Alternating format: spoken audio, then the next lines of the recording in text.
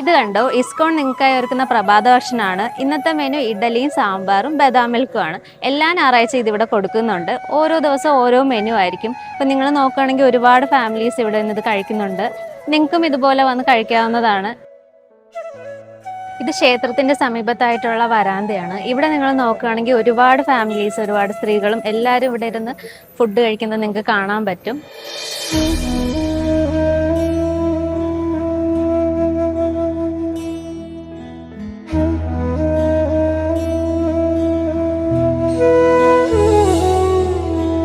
Hare Krishna. Hare Krishna. Okay, how come you know this temple? We knew about this temple from our friends. In Kovalam, we had kirtan together, and after we decided to come to this temple. Can you sing a kirtan for me? Yes, yes. Hare Krishna, Hare Krishna, Krishna Krishna, Hare Hare, Hare Ram, Ram Ram, Hare Hare. Sir 6 വർഷമായിട്ട് ഇവിടെ വരുന്നതാണ്. കഴിഞ്ഞ ബ്രഹ്മോത്സവത്തിലൊക്കെ പങ്കെടുത്തു. എങ്ങനെ ഉണ്ടായിരുന്നു അതിന്റെ ഒരു experience? നമ്മുടെ ഭഗവാന്റെ ഒരു ഉത്സവം 3 ദിവസം ഇവിടെ എല്ലാ ദിവസവും ഉള്ളതാണ്. ആ ഉത്സവത്തിൽ നമ്മൾ ഭഗവാൻ അഭിഷേകം ചെയ്യുന്നുണ്ട്. അപ്പൊ അതൊക്കെ നമുക്ക് ഡയറക്റ്റ് ആയിട്ട് കാണാൻ പറ്റും. നമ്മുടെ നാമജപം ഭയങ്കര ഇമ്പോർട്ടന്റ് ആണ്. അപ്പൊ ആ സമയത്ത് വെളിയിൽ നിന്നുള്ള ആൾക്കാർ വന്ന് നാമജപം എല്ലാം ചെയ്യുന്നുണ്ട്. അപ്പൊ അത് കേൾക്കുമ്പോൾ നമുക്ക് ഭഗവാന്റെ നാമം കേൾക്കുമ്പോൾ ഒരു സന്തോഷം അതെല്ലാം മനസ്സിൽ തോന്നാറുണ്ട്. ഹരേ കൃഷ്ണ. ഞാൻ കഴിഞ്ഞ ബ്രഹ്മോത്സവത്തിനും ഉണ്ടായിരുന്നു. കേരളത്തിൽ നിന്ന് എമ്പാടുമുള്ള ഡിവോട്ടീസ് ആ സമയത്ത് ഇവിടെ എത്തും. ആ സമയത്ത് ഇവിടെ ഒരു സ്പിരിച്വൽ എനർജി എന്ന് പറയുന്നത് ഭയങ്കര ഹൈ ആണ്. അതിൻ്റെ കൂട്ടത്തിൽ സന്യാസീസിൻ്റെ അസോസിയേഷൻ കിട്ടും. കീർത്തൻസിൻ്റെ ഒരു ആംബിയൻസ് വേറെയാണ്.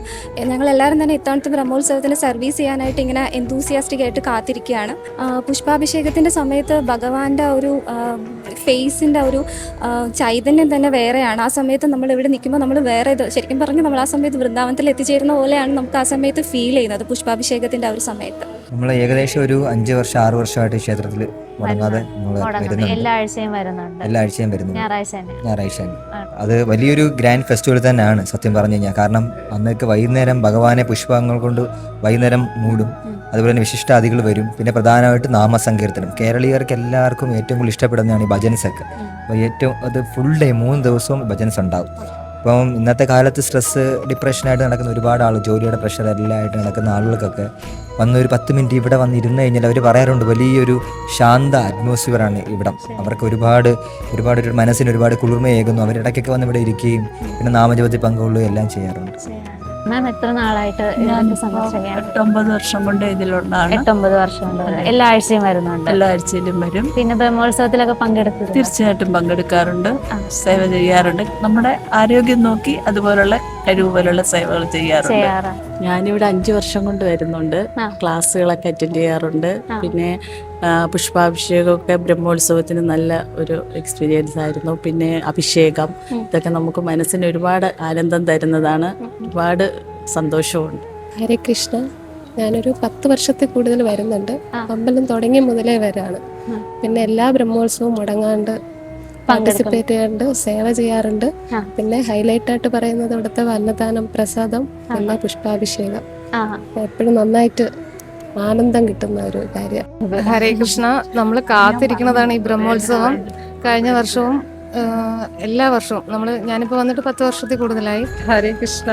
ബ്രഹ്മോത്സവം നമ്മൾ കാത്തിരിക്കുന്ന ഒരു ആഘോഷമാണ്. കഴിഞ്ഞ ബ്രഹ്മോത്സവത്തിൽ പങ്കെടുത്തിട്ടാണ് ഫാമിലി ആയിട്ട് തന്നെയാണോ വന്നത്? അപ്പൊ എന്തായിരുന്നു അതിന്റെ ഒരു എക്സ്പീരിയൻസ്? നല്ലൊരു ഗ്രാൻഡ് പരിപാടിയാണ്. വിദേശത്ത് നിന്നൊക്കെ ഒരുപാട് സന്യാസി വരികയുണ്ടായിരുന്നു. മായാപ്പൂര്, വൃന്ദാവൻ എന്നൊക്കെ ഒരുപാട് സന്യാസിമാർ വരുന്നുണ്ടായിരുന്നു. അങ്ങനെ അവർക്ക് തന്നെ നല്ല 3 ദിവസം നല്ല ഫംഗ്ഷൻ ആയിരുന്നു. പുഷ്പോത്സവം ഉണ്ടായിരുന്നു, അഭിഷേകം, അങ്ങനെ മഹാരതി, നല്ല ഇതൊക്കെ ആയിരുന്നു. ഇത്തവണ വരുന്നുണ്ടോ? ബ്രഹ്മോത്സവം കഴിഞ്ഞ വർഷം ഞങ്ങൾ പങ്കെടുത്തായിരുന്നു. വളരെ നല്ലൊരു ഉത്സവമായിരുന്നു. അതിൻ്റെ ഏറ്റവും ഭംഗി എന്ന് വെച്ചാൽ എൻ്റെ പുഷ്പാഭിഷേകമാണ്.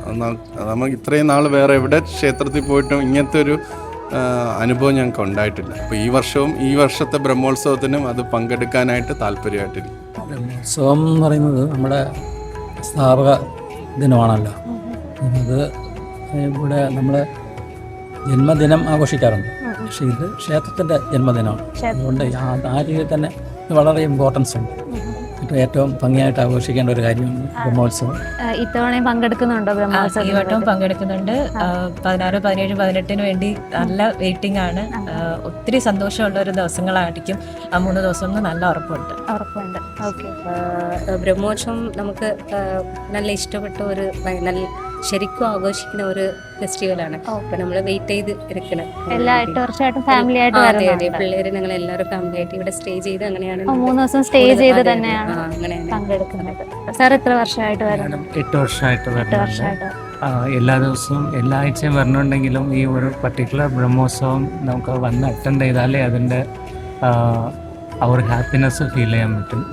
അതെങ്ങനെയാണെന്ന് വെച്ചാൽ 8 വർഷമായിട്ട് അറ്റൻഡ് ചെയ്തതുകൊണ്ട് ഞാൻ പറയുകയാണ്, ഓരോരോ വർഷവും കഴിഞ്ഞ വർഷത്തിനെക്കാട്ടിലും കൂടുതൽ ഹാപ്പിനെസ്സും എല്ലാ വർഷവും ഇന്ന് ഇതുപോലെ അറ്റൻഡ് ചെയ്യണം എന്നുള്ള ഒരു ഓരോ വർഷം കഴിയുമ്പോൾ ഇനിയും പങ്കെടുക്കണം എന്ന് തോന്നും. ആ ഒരു ഇതിലാണ് വെയിറ്റ് ചെയ്യുന്നത്. വെയിറ്റ് ചെയ്യുക.